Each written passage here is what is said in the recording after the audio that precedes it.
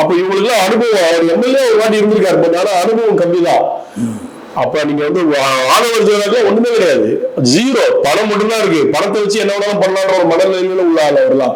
இல்லைன்னா திருமாவளவன் வந்து ஒரு 6 மாசம் சஸ்பெண்ட் பண்ணும் போது நீ அரசியல் பக்குவப்பட்டு இருந்தா என்ன பண்ணிருப்பா, தலைவர் 6 மாசம் சஸ்பெண்ட் பண்ணிருக்காரு, வெயிட் பண்ணி பார்த்துட்டு திரும்பி போவோம் அப்படின்னு நீ போயிருப்பே தவிர டக்குன்னு இன்னொரு கட்சிக்கு போயிருக்க மாட்டேன்.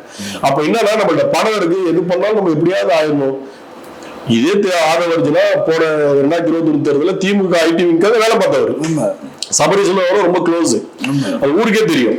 அப்ப வேலை பார்த்துட்டு அவரு திருமாவளவன் போறாரு, எம்பி சீட்டு பொது தொகுதி கேட்கறாங்க, தரல. பொது தொகுதி இவருக்காக தான் கேட்டாரு, எம்பி தொகுதி. ஆதவர்ஜுனா எம்பி ஆகிக்கலான்னு தரல. அந்த கோபம் தான் ஆதவர்ஜுனாவுக்கு. நமக்கு பொது தொகுதி கொடுத்துருந்தா நம்ம எம்பி ஆயிருப்போமே திருமாவளவன் கிட்ட. அதை தடுத்தது திமுக தானே. அவங்களுக்கு வேலை பார்த்தா நமக்கு செய்யல. திமுக தெரியும் யாரை எங்க வைக்கணும்னு தெரியும். நீ கோடி சொன்னா இருந்தாலும் தூக்கி ஒன்னெல்லாம் கொடுக்க மாட்டாங்க.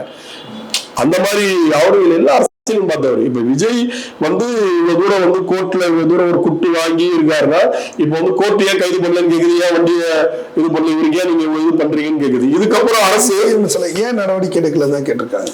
ஏன் ஆனா இப்ப நான் எக்ஸாம்பிள் சொன்னேன் இல்லையா, சரி இதனால வரட்டும் பார்ப்போம். இப்ப ஜெயலலிதா வந்து ஒரு வாட்டி பாத்தீங்கன்னா இந்த ஈசிஆர்ல வந்து பாமக பெரிய மாநாடு நடத்துறாங்க. தெரியும். மாநாடு நடத்தும் போது 11 மணிக்கு ராமதாஸ் பேசுறாரு கூட்டத்துல. டைம் முடிஞ்சு போச்சுன்னா போலீஸ் வந்து சொல்றீங்க, எங்களுக்கு எல்லாம் டைமே கிடையாது, 12 வரைக்கும் என் தொண்டர்களுக்கு முன்னாடி நான் பேசுவேன், முடிஞ்சா என்ன நீ கைது பண்ணிப்பாரு, முடிஞ்சா என் மேல வழக்கு போடுன்னு பேசிட்டு முடிச்சு அந்த மாநாடு போயிடும். அந்த மாநாடு முடிஞ்சு மறுநாள் சட்டசபை கூடும். சட்டசபை கூடும் போது ஜெயலலிதா பேசுவாங்க. என்ன பேசுவாங்கன்னா, நேற்று இந்த மாதிரி அந்த மாநாடு சித்திரை நிலவு முழு நிலவு மாநாடு நடந்துச்சு, அந்த டைம் முடிஞ்சு பாமகவினர் வந்து அந்த மாநாடு சட்டத்திட்டத்துக்கு உட்படாம மீறி பண்ணாங்க. அதுல வந்து பாத்தீங்கன்னா ராமதாஸ் அவர்கள் வந்து என்ன முடிஞ்சா அரெஸ்ட் பண்ணு, என் மேல வழக்கு போடுன்னு சொல்றாரு.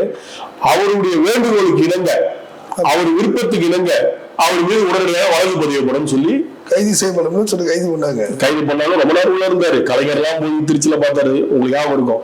அப்ப இது ஒரு அரசியல். இப்ப கோர்ட்டு சொல்லிருச்சு, நாங்க ஒண்ணு அரெஸ்ட் பண்றதுக்கு தயாரா இல்லை, ஆனா வேற வழி இல்லை, கோர்ட்டு சொல்லி கண்டிப்பா எஃப்ஐஆர் போடுவாங்க.